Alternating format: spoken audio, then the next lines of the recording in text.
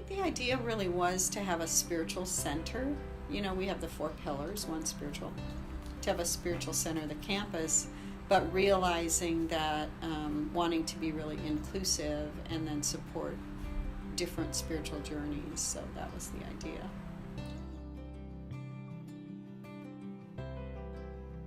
Well, you know who Dee is. Dee was. She's not living anymore, but she's the wife of Doy Henley, who's the past president.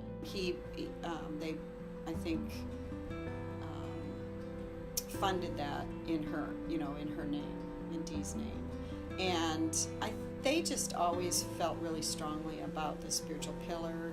And Doy is still an active supporter. He's a member of the board of trustees, and really felt strongly. They're long time churchgoers themselves, and I think they just really like the idea of also having a peaceful garden in the back. So.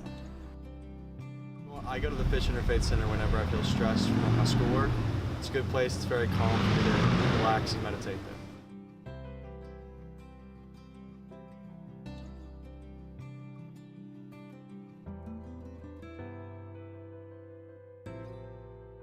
Well, columbariums are something that have been put in chapels like on the East Coast and, sort of churches for a long time. So it's really a mausoleum.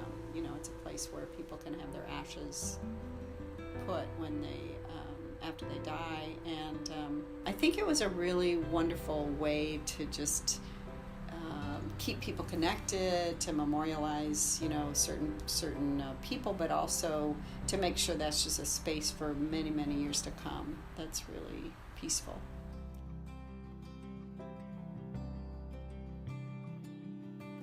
I think in some ways, I don't have a specific physical part. What I love the most is how the artists and the artisans and the architects were able to design it in a way that really instills a kind of sense of reverence and spirituality. And they do that in lots of different ways.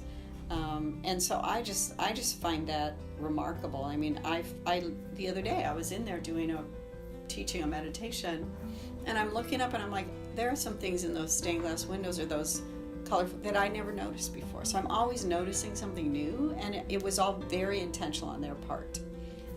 So I just find it's almost like being in a museum. There's all kinds of hidden things that you don't see, and they all contribute to kind of that sense of interfaith and spirituality. Yeah. So we try to do things that are, I think, supportive of humanity and people, and service and all that. So even if they're not religious, and it really becomes people do say that there's a difference when you do a program here versus just in any other room. There's something about it, adds a little reverence to it. And I also think it becomes a kind of home for many, many people who want to explore their spirituality. They come here.